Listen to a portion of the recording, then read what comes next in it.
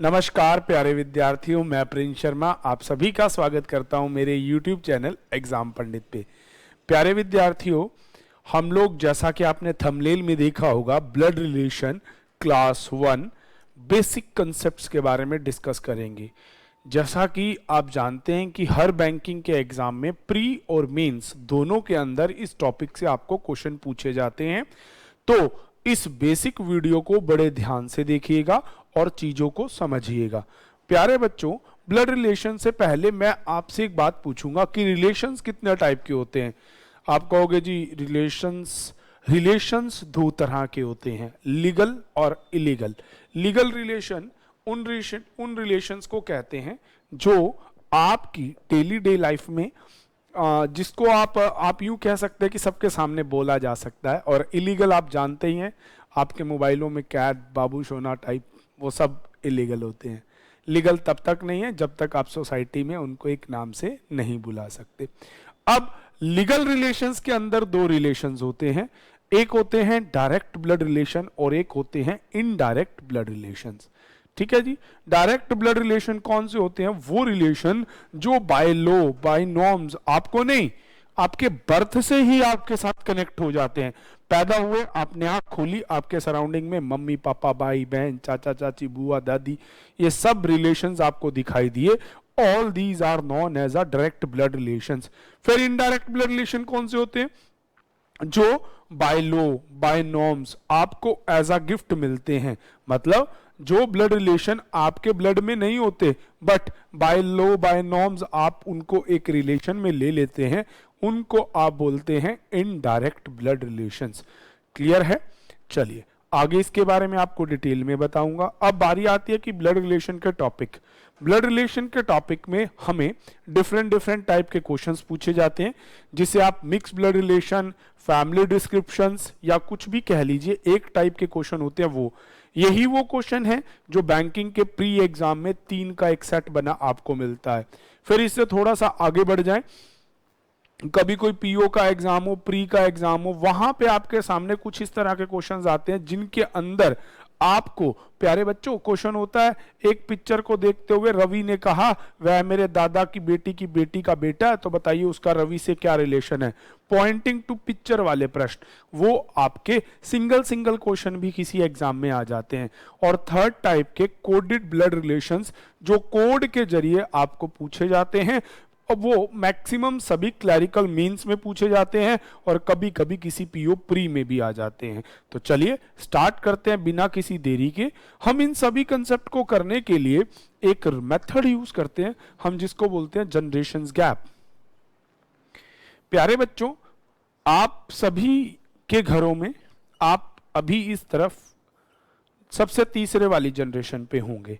इस जनरेशन से ऊपर आपके पापा और मम्मी, फादर और मदर, ऊपर ग्रैंडफादर, ग्रैंडमदर। एक जनरेशन यहां है, आपके बाद आपका सन और डॉटर आएगा, इनके ऊपर फादर और मदर आएंगे। एक जनरेशन टाइम वो आएगा, आप यहां होंगे, आपके बाद आपका बेटा बेटी होंगे और उनसे नीचे आपके ग्रैंडसन ग्रैंड डॉटर होंगे। या आप यूं कह लीजिए, आप इस जनरेशन पे हैं, ऊपर मम्मी पापा, उनसे ऊपर दादा दादी। अब आपके मम्मी पापा इस जनरेशन पे हैं, उनसे नीचे आप बच्चे हैं, ऊपर पेरेंट्स हैं। दादा दादी इस जनरेशन पे, उनसे नीचे बच्चे हैं और उनसे नीचे उनके ग्रैंड चाइल्ड है। तो प्यारे बच्चों, इस तरह से आपने एक चीज यहां पे जो नोटिस करने की थी वो नोट करनी है कि हमसे जो ऊपर की तरफ है उनके लिए एरो ऊपर की तरफ, हमसे जो छोटे होंगे उनके लिए एरो नीचे की तरफ। बस इतनी सी बात याद रखनी है। अपना स्टैंडर्ड लेवल 0 है, हमसे बड़ों के लिए 1 है, छोटों के लिए -1 है। ये कंसेप्ट आपको आगे भी बहुत सारी जगह पे काम आएगा, इसीलिए इस बेसिक को बड़े ध्यान से समझिएगा। अब आपको ब्लड रिलेशन करने से पहले आपको फैमिली के बारे में थोड़ा सा सीखना पड़ेगा। आप इस कंसेप्ट के लिए इसे रूल कह लीजिए, अपनी लाइफ का वैल्यू कह लीजिए, कैसे भी कह लीजिए। देखिए, ब्लड रिलेशन में मैक्सिमम एक चीज क्या होती है? Gender define. तो आप याद रखेंगे, किसी भी मेल की बात करेंगे पॉजिटिव, फीमेल की हम बात करेंगे तो नेगेटिव। पहली बात आपको याद रखनी है, मेल के लिए आपको पॉजिटिव वर्ड लगाना है और फीमेल के लिए आपको नेगेटिव लगाना है। ये चीज आप मार्क करके चलेंगे। दूसरा पॉइंट आप मार्क करके चलेंगे, कहीं पे भी पेरेंट्स की बात से अगर पेरेंट्स से रिलेशन निकल के आ जाए, फादर से मिलने वाले रिलेशंस के लिए आप पैटर्नल वर्ड लगाते हैं और मदर से मिलने वाले हर रिलेशन के लिए मैटरनल वर्ड लगाते हैं। फादर से मिलने वाला वर्ड पैटर्नल, मदर से मिलने वाला मैटरनल। तीसरा की पॉइंट जो आपको याद रखना है, हस्बैंड और वाइफ, इनको आप एक सर्कल में रखते हैं, ठीक है जी। क्यों रखते हैं अभी बताऊंगा। प्यारे बच्चों, बुक्स में कहीं भी अलग अलग मिलेगा, पर ये बहुत नॉर्मल सा एक चीज है। अब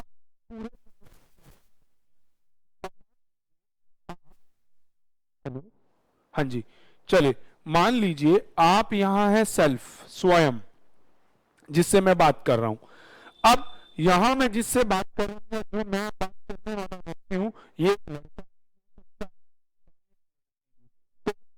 के अंदर दोनों के लिए आपका प्लस और माइनस कोई भी सिंबल आ सकता है। चलिए, तो अब ये तो हो गया मेल फीमेल के लिए। अब नेक्स्ट इस चीज को समझिएगा, आपके ही जनरेशन पे जितने भी पॉजिटिव होंगे वो आपके भाई कहलाएंगे और जितनी भी नेगेटिव होंगी वो आपकी सिस्टर्स कहलाएंगी। आपकी जनरेशन पे मतलब आपकी फैमिली में। अब आप ये नहीं कहेंगे जी मेरी उम्र की जितनी भी लड़कियां मेरी बहनें हैं, फिर वाइफ कहां से लाएंगे प्यारे बच्चे। इसलिए थोड़ा सा समझिएगा इस बात को। एक वर्ड यूज होता है आपका कजन्स और एक वर्ड आपका यूज होता है सिबलिंग्स। सिबलिंग जब आपके रूट पेरेंट एक हैं, मम्मी पापा एक हैं, भले आप सारे लड़के हैं, भले लड़कियां हैं, तो उस केस के अंदर आप यूज करते हैं सिबलिंग वर्ड का। परंतु अगर आप अलग अलग पेरेंट्स के बच्चे हैं, भले आप लड़के हैं भले आप लड़कियां हैं, आपका रूट पेरेंट सेम नहीं है, तो उस केस में हम यूज करते हैं वर्ड कजन्स। याद रखिएगा, सिबलिंग और कजन ये दोनों वर्ड जेंडर डिफाइनिंग नहीं होते, इनसे जेंडर का पता नहीं किया जा सकता। इसमें आपके सारे मेल भी हो सकते हैं, फीमेल भी हो सकते हैं और मेल फीमेल दोनों भी हो सकते हैं। चलिए, उसके बाद आप नेक्स्ट देखेंगे। ये चीज क्लियर है सभी को? हमसे ऊपर जनरेशन में कौन होता है? फादर और मदर। अब देखिए प्यारे बच्चों, मैंने अभी आपको कहा कि जहां पे हस्बैंड और वाइफ की बात होगी आपको उसको गोले में रखना है। तो मम्मी पापा भी हस्बैंड वाइफ है, तो इन्हें आप गोले में रखेंगे। अब मम्मी पापा के अलावा अंकल और आंटी होते हैं, ठीक है जी, तो ये भी आपके मेल और फीमेल। अब मान लीजिए आपकी सारी बुआ हैं, ठीक है जी, तो बुआ के लिए लगाएंगे पैटर्नल आंट। अगर आपकी मासी है तो आप लगाएंगे मैटरनल आंट। ऐसे ही चाचा के लिए पैटर्नल अंकल, मामा के लिए मैटरनल अंकल। दादा करता है, परंतु कभी कभी एग्जाम में कि वो पैटर्नल और मैटरनल वर्ड लगाए बिना ही ग्रैंडफादर और ग्रैंडमदर दे देता है। तो अगर वो पैटर्नल और मैटरनल वर्ड नहीं लगाएगा, हेलो हेलो, हाँ, अगर वो पैटर्नल और मैटरनल वर्ड नहीं लगाएगा प्यारे बच्चों, तो वहां पे आप लोग ग्रैंडफादर और ग्रैंडमदर दादा दादी को मानेंगे। बट अगर वो मैटरनल वर्ड लगा के देता है तो वो नाना नानी के लिए डिक्लेरेशन चलेगी। तो अब मम्मी पापा से ऊपर वही दादा दादी, ग्रैंडफादर और ग्रैंडमदर। अगर पैटर्नल ग्रैंडफादर है तो दादा, पैटर्नल ग्रैंडमदर है तो दादी, मैटरनल ग्रैंडफादर है तो नाना, मैटरनल ग्रैंडमदर है तो नानी। इनसे ऊपर ग्रेट ग्रैंडफादर। वैसे इतनी दूर तक की जनरेशन हमारी लाइफ में नहीं आएगी, बट फिर भी अगर आए तो हमें पता होनी चाहिए। नेक्स्ट पॉइंट हमारे बाद जनरेशन में आएगा सन और डॉटर। भाई बहन के बेटे होंगे तो नेफ्यू और बेटियां होंगी तो नीस, जिसे आप लिखते हैं नाइस, बोलने में नीस होता है। ऐसे ही उनसे नीचे ग्रैंडसन ग्रैंड डॉटर, उनके नीचे ग्रेट ग्रैंडसन और ग्रेट ग्रैंड डॉटर। अच्छा, नेफ्यू नीस के साथ ना तो ग्रैंड वर्ड लगता है ना ही इन लॉज वर्ड लगता है। ये भी एक इंग्लिश के एरर की तरह ही काम करता है, जैसे सिबलिंग्स और इसमें। अब यहां पे थोड़ा ध्यान फरमाइए, ये जितने रिश्ते हैं ये सारे के सारे डायरेक्ट ब्लड रिलेशन हैं। अब इनडायरेक्ट कौन से होते हैं? जो बाय लो बाय नॉर्म्स आपको गिफ्ट मिलते हैं, जैसे बाय लो बाय नॉर्म्स वाइफ, वाइफ की mummy mother in law, wife के पापा फादर इन लॉ, वाइफ का भाई ब्रदर इन लॉ, वाइफ की सिस्टर सिस्टर इन लॉ। तो उनमें आप एक शब्द लगाते हैं इन लॉज, ठीक है बच्चे। तो ये वो इनडायरेक्ट ब्लड रिलेशन में होते हैं। आपका मामा जी, आपकी मासी, आपकी बुआ, आपके चाचा, ये डायरेक्ट रिलेशन में है, पर इनके पति और पत्नियां इनडायरेक्ट ब्लड रिलेशन से होते हैं, उनमें इसीलिए इन लॉज वर्ड शब्द आता है। और प्यारे बच्चों, इसको याद रखने का तरीका यही है, जो बाय लॉ बाय नॉर्म्स आपको गिफ्ट मिलते हैं वो सब इनडायरेक्ट ब्लड रिलेशंस होते हैं। हिंदी में जिन्हें आप सास ससुर साला साली मामा मामी मामी फूफा, ठीक है जी, चाची, ठीक है जी, और इस प्रकार से मौसा, ये शब्दों का इस्तेमाल करते हैं। These all are indirect blood relations. अब ब्लड रिलेशन करने के लिए जनरेशन गैप हमें पता चल गया, और ये 3 बातें हमने सीखी कि मेल के लिए पॉजिटिव, फीमेल के लिए नेगेटिव, और पेरेंट्स के अगर फादर से मिल रहे हैं तो पैटर्नल, मदर से मिल रहे हैं तो मैटरनल। इसके बाद हस्बैंड और वाइफ हैं तो आप उन्हें सर्कल में रखते हैं। इतना कंसेप्ट सभी को क्लियर हुआ? अब एक चीज मैंने आपको यहां क्लियर कर दी कि हमसे बड़े हैं। देखो जहां जहां बड़े थे एरो ऊपर चलते गए, हमसे नीचे वालों के लिए एरो नीचे आते गए। हम क्या करते हैं, इस चीज को यूं मानते हैं कि हम ये 0 हैं, ये 1, ये 2, ये 3, ये -1, ये -2, -3। प्यारे बच्चों, ये आपका कोडेड ब्लड रिलेशन में चुटकियों में काम करने वाले क्वेश्चंस में आएगा, तो वहां हम इस पे काम करेंगे। इतनी चीज आप सभी को समझ आई कि इस तरह से ये रिलेशंस हैं। उसके बाद छोटे छोटे 2 पॉइंट आपको याद रखने हैं। पहली बात, by the name you cannot जज द जेंडर। आप मतलब किसी के नाम से उसका जेंडर नहीं मान सकते। भैया आजकल तो ऐसी स्थितियां भी हैं, देखने से भी नहीं पता चलता नर है या नारी। आज तो आप देख ही रहे होंगे, विश्व में समस्या ही ऐसी है, पता ही नहीं चलता भैया या भाभी। देखने पे कुछ और होता है, मिलने पे कुछ और मिलता है। तो इस कंसेप्ट के लिए आपको याद रखना है, bye the name you can not जज द जेंडर। किसी के नाम से आप उसका जेंडर नहीं मानेंगे, ठीक है। But in intro and picture base you can, ये याद रखिएगा कि किसी के नाम से तो जेंडर नहीं मानना, पर जब इंट्रो और पिक्चर वाले क्वेश्चन होंगे वहां माना जाएगा। वहां क्यों ऐसा होगा? क्योंकि उन क्वेश्चनों में पता आपको कैसे होता है, pointing to Ravi Geeta said, अंग्रेजी में तो लिख दिया, फिर आगे देता है ही इज, तो ही मतलब वो लड़का है, माई फादर सिस्टर, ठीक है। तो इस तरह से वहां पे ही शी हिज हर ये शब्द क्लियर कर देते हैं। परंतु हिंदी में एक तस्वीर का इशारा की ओर इशारा करते हुए संगीता कहती है वह बेटे की बेटी का बेटा है, तो इस कंसेप्ट से वो अपने आप जेंडर डिफाइनिंग हो जाता है। अब अगली बात, by the name you can not जज the gender but in intro and picture based question you can. Next point, whenever you not know about gender, your answer is relation cannot define। यह भी आपको देखना questions में आएगा भी। इस बात को भी समझ लीजिए कि जिस बंदे से हम जेंडर से रिलेशन पता करने जा रहे हैं उसका जेंडर नहीं पता कि वो लड़का है या लड़की, तो वहां पे answer relation can not define या फिर स्लैश लगा के दोनों तरफ के जेंडर से आंसर मार्क करते हैं। जैसे मान लीजिए कहीं पे हमें रिलेशन पता करना है, फॉर एग्जाम्पल यहां से शुरू करके यहां आना है।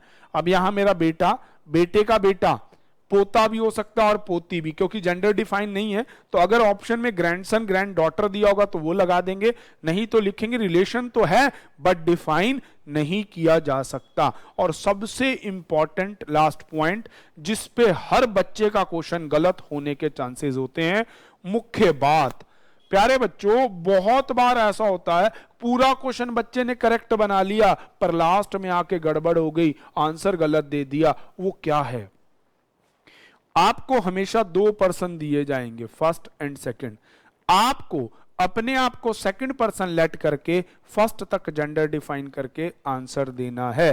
तो इसको आप यू भी कह सकते हैं, आफ्टर रिलेटेड टू। आपको वर्ड दिया होता है क्वेश्चन के अंदर रिलेटेड टू।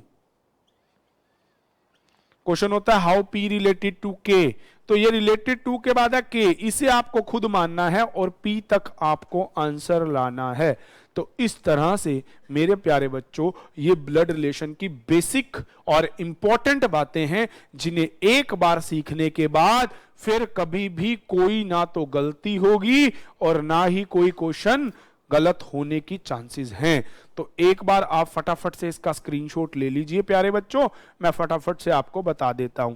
हमने पढ़ा टॉपिक के अंदर ब्लड रिलेशन। ब्लड रिलेशन में हमें जनरेशन गैप से चलना होता है। आपसे ऊपर पेरेंट्स, आपके नीचे सन और डॉटर, अगर आप अभी बच्चे हैं तो आपके पेरेंट्स और ऊपर ग्रैंड पेरेंट्स, इस तरह से एरो ऊपर नीचे की तरफ। कजन्स और सिबलिंग में जेंडर डिफाइनिंग नहीं होता। मेल के लिए पॉजिटिव और फीमेल के लिए हम पूरे चैप्टर में नेगेटिव मार्क किया करेंगे। पापा से मिलने वाले रिश्तों के लिए पैटर्नल, मम्मी से मिलने वालों के लिए मैटरनल। और इस तरह से अगर कोई हस्बैंड वाइफ का केस आएगा तो उसे गोले में रखना है। क्यों? क्योंकि हस्बैंड वाइफ बहन भाई सेम ही जनरेशन के लोग होते हैं, तो उन्हें अलग अलग डिक्लेयर करने के लिए हम इस तरह से मार्क करते हैं। यहां तक का सबको क्लियर है? चौथा rule, by the name you can not जज the gender but in intro and picture based question you can, कि किसी के नाम से जेंडर नहीं मान सकते कि वो लड़का है या लड़की, पर इंट्रो और पिक्चर बेस्ड क्वेश्चन में ऐसा हो जाएगा। अगला, whenever you not know about the gender, जब तक आपको किसी का जेंडर नहीं पता कि वो लड़का है या लड़की, आपका आंसर रहेगा रिलेशन कैन नॉट डिफाइन। और लास्ट मैंने आपको लिखवाया सेकंड पर्सन खुद बनना है और फर्स्ट पर्सन तक जेंडर पता करने जाना है। आप वाली जनरेशन, सेल्फ वाली जनरेशन 0 मार्क होती है। हमसे ऊपर जैसे जैसे बढ़ती जाएगी वैसे 1 2 3 गिनती बढ़ती चली जाएगी, और जो हमसे नीचे आते चले जाएंगे -1 2 3 लगता चला जाएगा। तो प्यारे बच्चों ये तो हो गया आपका बेसिक ऑफ दैट। अब आगे बढ़ते हैं। अब कंसेप्ट में आगे जाने के लिए थोड़ा सा ध्यान दीजिएगा, अब थोड़ा सा दिल को थाम लीजिएगा। हमें मुख्य बातों का जो ध्यान रखना है उसमें 2 पॉइंट सबसे इंपॉर्टेंट हैं, और यहां इस ब्लड रिलेशन के लिए नहीं, फुल ऑन रीजनिंग वो पॉइंट बहुत इंपॉर्टेंट हैं। वो कौन से पॉइंट हैं उस पे मैं बात करने जा रहा हूं। उनमें पहला पॉइंट है आपका, एक मिलेगा हु, हुम, इसी का फैमिली का हुज। ये शब्द अपने बाद वाली जितनी भी इंफॉर्मेशन लेके बैठे होंगे ये दी जाएगी हमेशा सेकंड पर्सनैलिटी को। दूसरी बात, एंड, बट, वाइल, ये अपने बाद जितनी भी इंफॉर्मेशन लेके बैठेंगे ये दी जाएगी फर्स्ट पर्सनैलिटी को। ये 2 इंपॉर्टेंट पॉइंट आपको ध्यान रखने हैं। हु, हुम, हुज हमेशा सारी इंफॉर्मेशन सेकंड पर्सन के लिए, एंड, बट और वाइल, और ये हमेशा फर्स्ट पर्सन के लिए। ये बात क्या है, क्या मैं कहना चाहता हूं, ये फुल ऑन रीजनिंग, ये बात रहेगी फुल ऑन रीजनिंग। अगर आपको स्टेटमेंट में ऐसा है ना, ए इज, एग्जांपल देता हूं मैं, A is father of B and husband of K, ये समझने वाला पॉइंट अगर यहां लूप हो गया ना तो गड़बड़ हो जाएगी। A is father of B and husband of K, तो ये एंड हस्बैंड ऑफ के की वजह से ये सारी इंफॉर्मेशन हो जाएगी ए के लिए। तो जब आप इस क्वेश्चन को बनाएंगे, आप ये बनाएंगे A is father of B, A father हैं पॉजिटिव, किसके फादर हैं, बी के। अब कहता है एंड हस्बैंड ऑफ के, और ए ही पति हो जाएगा के का। बट अगर यहां पे हु वर्ड लग जाता, अगर हेलो हेलो चले, अगर फिर आप इस क्वेश्चन में क्या करेंगे? देखिए बच्चों, अगर वो आपको इसी क्वेश्चन में हु के साथ कनेक्ट करवाएगा तो आपको करना क्या है? देखो बेटा, अगर वो ये देता इसी लाइन को A is father of B, who is husband of K, तो A is father of B और हु किसके लिए हो जाता? B, B is husband of K. तो हु के केस में आपने देखा डायग्राम कैसे बदल गया, ये इसकी इंपॉर्टेंट बात है। तो प्यारे बच्चों, इस तरह से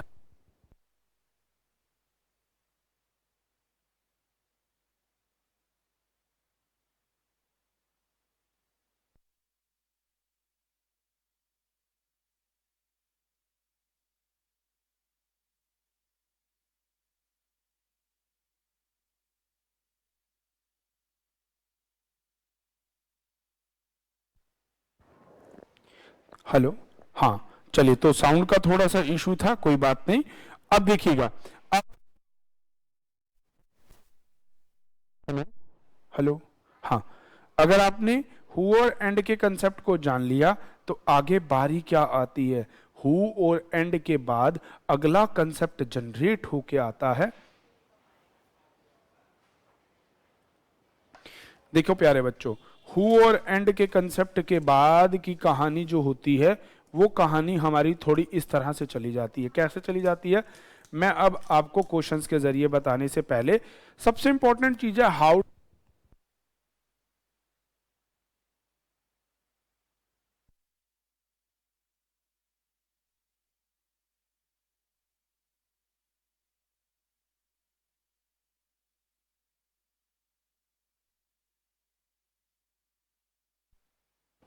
हेलो, हेलो, हेलो, चलिए, तो अगर आपको इसको ड्रॉ करना है, इसके बाद next point how to draw.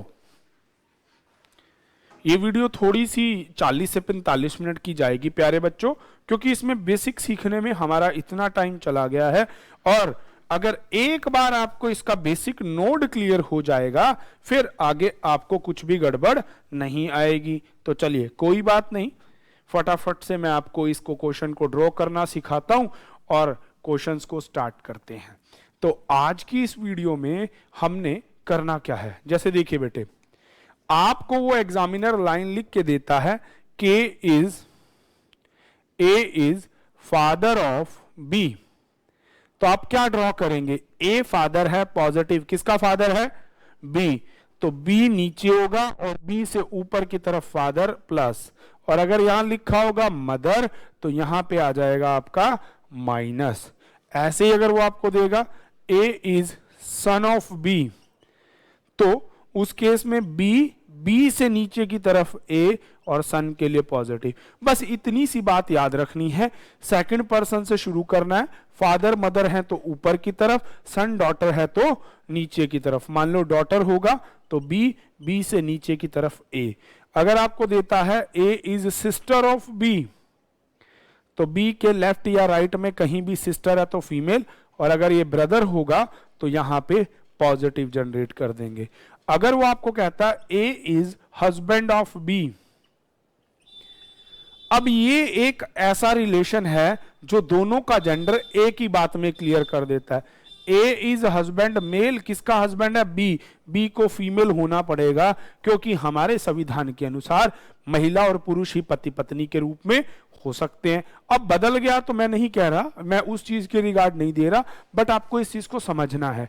अगर यहां हस्बैंड डिक्लेयर है तो ये मेल बन जाएगा, अगर यहां और ये ऑटोमेटिकली फीमेल, बट अगर ये मदर वाइफ डिक्लेयर है तो इसको फीमेल बन जाना है और इसको मेल बन जाना है। इस चीज को आपको समझ के चलना है। देखो, बाकी किसी भी रिलेशन में सेकंड पर्सन का जेंडर कहीं पे भी क्लियर नहीं है, फर्स्ट पर्सन का जेंडर क्लियर है, पर इस हस्बैंड वाइफ वाले केस में आपके दोनों पर्सन का जेंडर क्लियर हो जाता है। Very important point for next team. चलिए, तो अब शुरू करते हैं आज की कहानी प्रश्नों के साथ। टेक्निकल टीम से कहूंगा कि प्रश्नों को बिना देरी के आप सभी के बीच में ला दें। अब देखो बच्चों, अब आपके पास एग्जाम में ना नॉर्मली बेसिकली अगर हम नॉर्मल एग्जाम्स की बात करें जहां पे सिंगल क्वेश्चंस आते हैं तो वहां आपके पास ऐसे क्वेश्चन आते हैं। तो चलिए, आर, हेलो, हाँ, R is brother of D, sorry, R is D is brother. तो डी, डी का भाई कौन है? आर, आर उसके, हेलो, हेलो, चलिए, नेक्स्ट आपको बोलता है Q is sisters, Q is R's sister, R की बहन कौन है? क्यू है। नेक्स्ट लाइन देता है ए इज ब्रदर ऑफ एफ, ए भाई किसका है? एफ का। अभी यहां पे एफ डिक्लेयर नहीं है पर आगे हो जाएगा। नेक्स्ट लाइन में है D is father of F, D father है किसके हैं? एफ के। और पिछली लाइन थी ए इज ब्रदर ऑफ एफ, ए भाई किसका है? एफ का, पर एफ का जेंडर पता नहीं है। अगली लाइन में कहता है Q is daughter of M, Q बेटी है एम की। अब आपको कहता है who is uncle of A का चाचा कौन है? तो आपको सब दिख रहा है, ए के पापा, पापा का भाई कौन होता है? चाचा। तो इसका आंसर आ जाएगा आर। इस तरह से आपके इस क्वेश्चन का आंसर हो जाएगा। तो फर्स्ट इस क्वेश्चन का आंसर ऑप्शन बी मार्क कर देंगे, आर। नेक्स्ट क्वेश्चन वो आपको कहता है ए इज सन ऑफ ई, ई का सन है ए। नेक्स्ट लाइन देता है B is father of D, A is married with F, A की शादी एफ से हुई है तो वो फीमेल हो जाएगी। अब आपको कहता है B is father of D, इसे अलग लिखते हैं, B is father of D, इसको एक तरफ साइड लिख लीजिए। अभी अगली लाइन में कहता है F is daughter of B, F बेटी है बी की और बी फादर किसके हैं? डी के। तो अब आपसे क्वेश्चन कहता है how D related to A, तो अभी अभी मैंने बताया था रिलेटेड टू के बाद वाला खुद बनना है। तो यहां रिलेटेड टू के बाद है ए, आपको बनना होगा ए और रिलेशन देना है डी तक, पर डी का तो जेंडर डिफाइन नहीं। तो मैंने आपको बताया था ना कि आपको जब तक रिलेशन डिफाइन नहीं होता तो आपको आंसर क्या लगाना होता है? Relation can not define. यहां पे ऑप्शन में दे रखा ना नन ऑफ दीज, तो वो लगाया जाएगा। क्यों? क्योंकि पत्नी का भाई या बहन है, साला या साली कुछ भी हो सकता है जो कि डिक्लेयर नहीं है। तो इसका आंसर आ जाएगा नन ऑफ दीज, इनमें से कुछ भी नहीं। चलिए, तो नेक्स्ट क्वेश्चन है आपके पास। नेक्स्ट क्वेश्चन में आपको दिया A is sister of B, A sister है बी की। अगली लाइन रहता है B is brother of C, B भाई है सी का। सी इज सन, सी सन है मेल है, सन किसका सन है? डी का। अब आपको क्वेश्चन कहता है हाउ डी रिलेटेड टू ए, फिर अब आपको यहां पे डी का जेंडर नहीं पता ना, how is D related to A तो आप हो गए, ठीक है जी, पर डी का पता नहीं पापा या मम्मी, ये क्योंकि तीनों बहन भाई हो गए हैं, पर डी पता नहीं मदर है या फादर। तो इसमें आप आंसर लगाएंगे नन ऑफ दीज। अब पता क्या है, बच्चे कहेंगे जी यहां तो फादर ऑप्शन में दे रखा है, इसी को लगा देना चाहिए। नहीं, क्योंकि वो डिक्लेयर्ड नहीं है, इस चीज का आपको ध्यान रखना है। नेक्स्ट फोर्थ क्वेश्चन आपको देता है D is brother of B, D भाई है बी का। M is brother of B, M भी बी का भाई है। K is father of M, के पिता है एम के। और अगली लाइन में बोलता है आपको T is wife of K, T पत्नी है के की। तो how B related to T, अब देखो how B related to T, तो टी की तो डिफाइन है पर बी का जेंडर डिफाइन नहीं, तो बी लड़का भी हो सकता है और लड़की भी।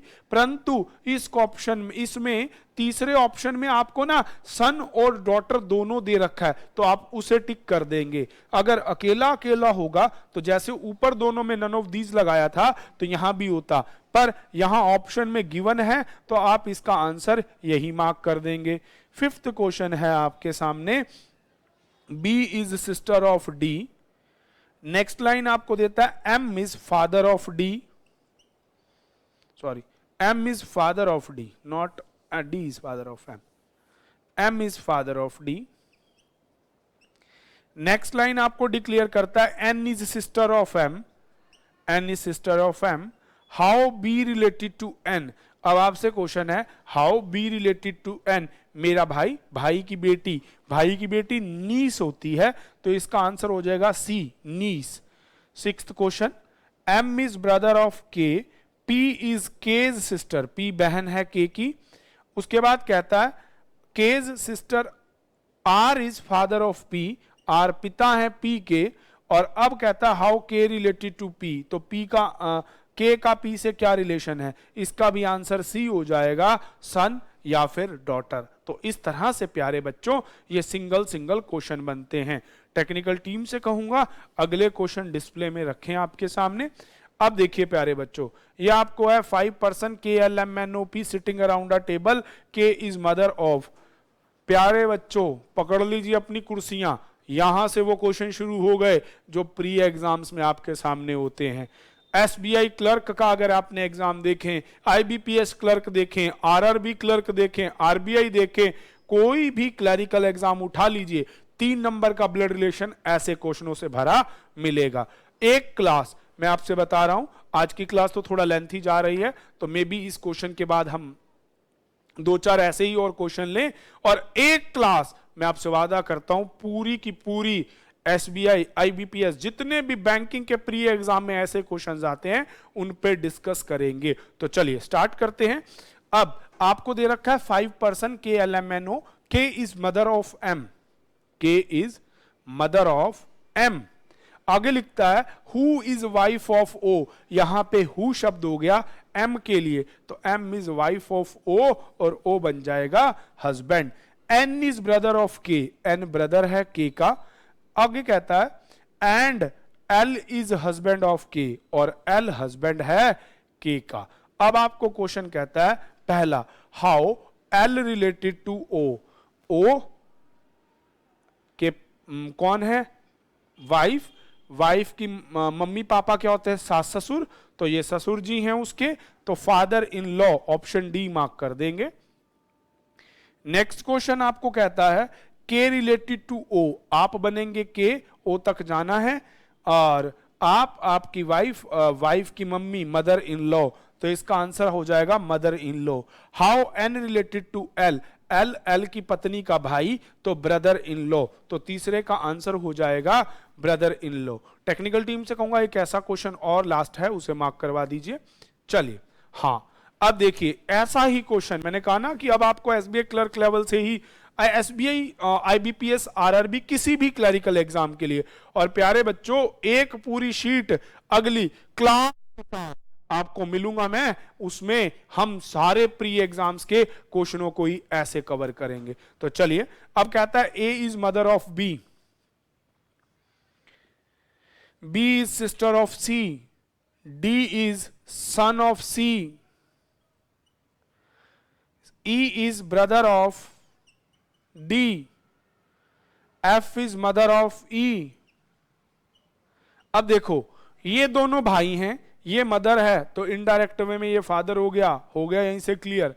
आगे G is grand daughter of A, grand daughter of A, तो यहां A से नीचे कहीं पे भी G आ जाएगी और ग्रैंड डॉटर।